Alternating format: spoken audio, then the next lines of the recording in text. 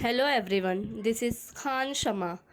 Let's start with the subject Organization of Commerce and Management. In today's lecture, I am going to start with the chapter 1 that is Principle of Management. So before starting the chapter, हम देखेंगे ये Principles of Management आए कहाँ से हैं. Principle of Management are given by Henry Fayol in his book general and industrial administration. इस book में Henry Fayol ने अपने 14 प्रिंसिपल ऑफ मैनेजमेंट को एक्सप्लेन किया है. ऐसे प्रिंसिपल जो एक ऑर्गेनाइजेशन के लिए बहुत इम्पॉर्टेंट होते हैं for running an organization. And Henri Fayol is also known as father of modern management. So now, principle of management. Principle of management is a combination of two words, that is first principle and another is management. Let's see meaning of principle. Here meaning of principle does not mean your college principal, means ये आपके college के principal नहीं है, बल्कि here meaning of principle means a fundamental truth which is accepted by each and everyone.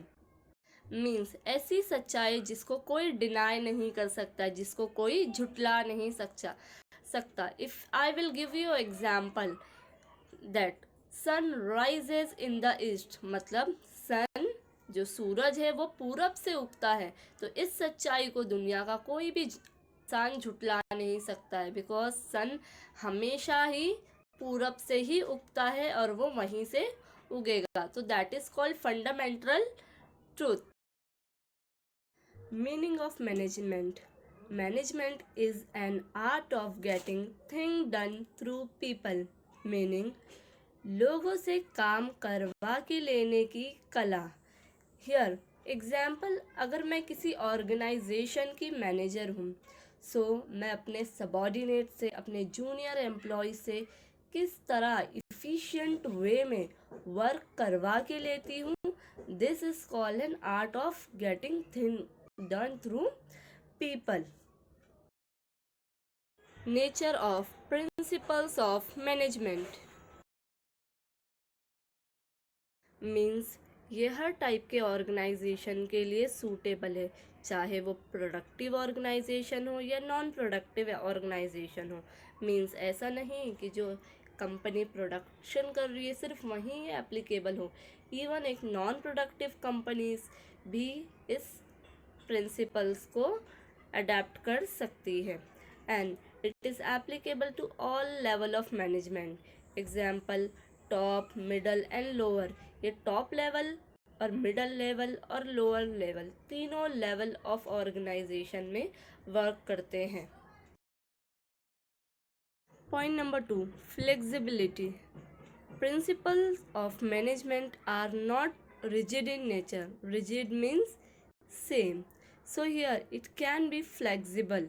It can be changed or modified according to the situation. Example, principle of management, if one time it is said by the manager, ये according to the situation, company की जैसी situation हो उसके according ये principle of management को change भी कर सकते हैं. इट इज़ नॉट नेसेसरी कि एक बार जो प्रिंसिपल अडेप्ट कर लिया गया है वही प्रिंसिपल चलता रहेगा. According to the situation, company में जैसी सिचुएशन होगी वैसे ही इसको हम चेंज कर सकते हैं और मॉडिफाई कर सकते हैं. Point number 3, formed by practice and experiment. Here principles of management are developed through research work. Company में रिसर्च करके जो मैनेजमेंट जो प्रिंसिपल नेसेसरी है अकॉर्डिंग टू दैट वो प्रिंसिपल अडेप्ट किया. And it is a systematic observation and experiments are conducted before developing. Means कोई भी principal को अडाप्ट करने के लिए उससे पहले सिस्टमैटिक ऑब्जर्वेशंस होते हैं कंपनीज में, एक्सपेरिमेंट्स किया जाता है and after that it is developed. Point number 4, cause and effect relationship. That means it is depend upon the action and reaction. Means the action which is taken in the organization, after that they will see the what is the reaction are coming out. Example, the manager provide good wages and incentive to the worker and it helps for the output of the worker.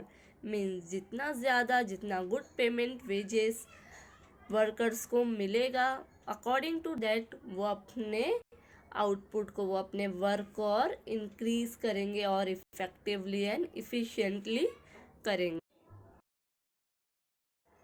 Point number 5, influence by human behavior. The principle of management are influenced by employees. Are the main important aspect of any organization are the employees. Because management में employees से काम करवा के लेना है और इस principles of management में कुछ ऐसे प्रिंसिपल्स है. Example, motivation. Motivation means employees को मोटिवेट करना ताकि वो ऑर्गेनाइजेशन में और अच्छे से और एफिशिएंटली वर्क करे. सो motivation can be monetary that means by way of bonus, incentives. And another management is team spirit. Here team spirit means all the employees should work in a team spirit. Means सारे worker एक team बन के spirit में work करेंगे ताकि organisation अपने गोल को achieve कर सके. Point number 6, equally important. Here all 14 principles are equally important. Means an organization cannot ignore any of the principle between the 14 principle, because each and every principle which is given by the Henry Fayol are important for any organization.